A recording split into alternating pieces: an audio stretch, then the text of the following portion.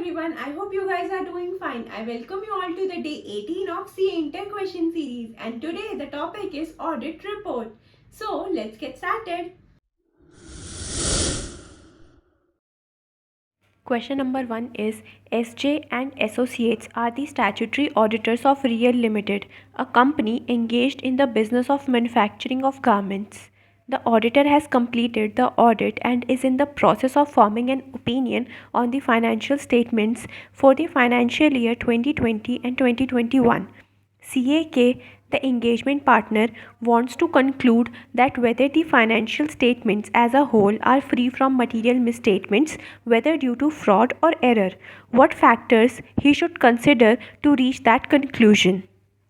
Factors to be considered to form an opinion are: first, the auditor shall form an opinion on whether the financial statements are prepared in all material respects in accordance with the applicable financial reporting framework. Second, in order to form that opinion, the auditor shall conclude as to whether the auditor has obtained reasonable assurance about whether the financial statements as a whole are free from material misstatements, whether due to fraud or error. That conclusion shall take into account: first, the auditor's conclusion in accordance to SA 330, whether sufficient appropriate audit evidence has been obtained. Second, the auditor's conclusion in accordance with SA 450, whether uncorrected misstatements are material individually or in aggregate. And last, the evaluations required. First, the auditor shall evaluate whether the financial statements are prepared in accordance with the requirements of the applicable financial reporting framework. And second, this evaluation shall include consideration of the qualitative aspects of the entity's accounting practices, including indicators of possible bias in the management's judgments. Question number 2 is: as an auditor of a listed company, what are the matters that the auditor should keep in mind while determining key audit matters? As per SA 701, communicating key audit matters in the independent auditor's report, the auditor shall determine from the matters communicated with those charged with governance those matters that require significant auditor's attention in performing the audit. In making this determination, the auditor shall take into account the following: first, area of higher assessed risk of material misstatement or significant risk identified in accordance with SA 315. Second, significant auditor judgments relating to areas in the financial statements that involved significant management judgment, including accounting estimates that have been identified as having high estimations uncertainty. And last, the effect on the audit of significant events or transactions that occurred during the period. Now, the auditor shall determine which of the matters determined in accordance with above were most significant in the audit of the financial statements of the current period and therefore are the key audit matters.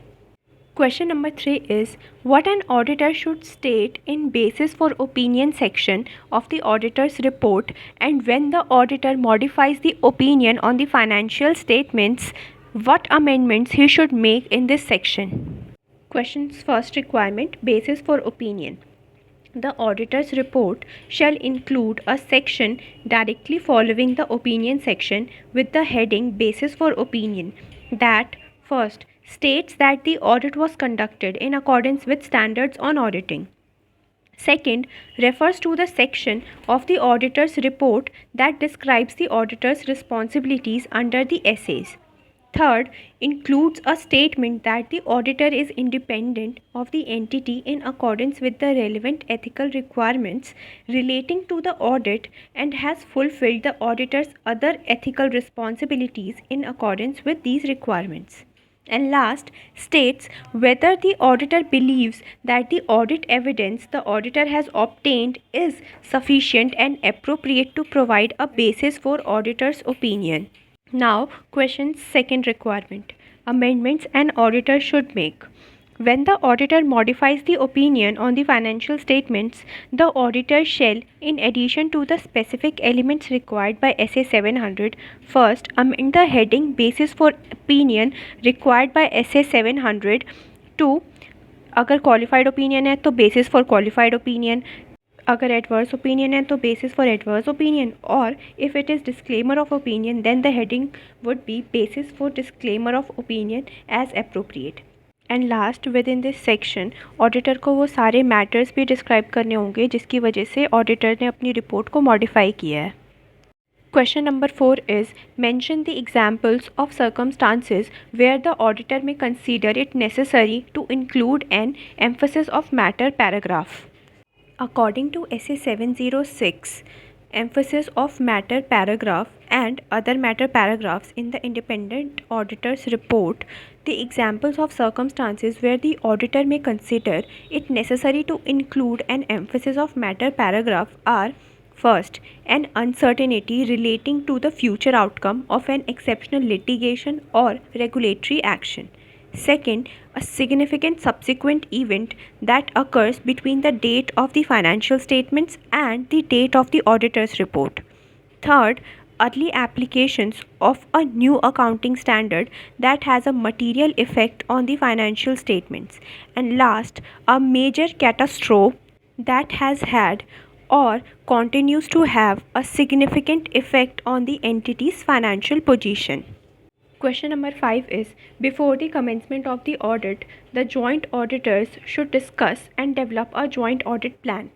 In developing the joint audit plan, the joint auditors should identify division of audit areas and common audit areas. Explain stating the other relevant considerations in this regard. Before the commencement of the audit, the joint auditors should discuss and develop a joint audit plan. In developing the joint audit plan, the joint auditors should first identify division of audit areas and common audit areas. Second, ascertain the reporting objectives of the engagement. Third, consider and communicate among all joint auditors the factors that are significant. Fourth, in directing the engagement team's effort. Fifth, consider the results of preliminary engagement activities or similar engagements performed earlier. And last, ascertain the nature, timing, and extent of resources necessary to accomplish the engagement. I hope you guys enjoyed and found this video helpful. Do write your thoughts in the comments below. And like the video and subscribe to the channel. And I'll see you in the next video with new chapters and new questions. तब तक मेहनत करते रहें और आगे बढ़ते रहें.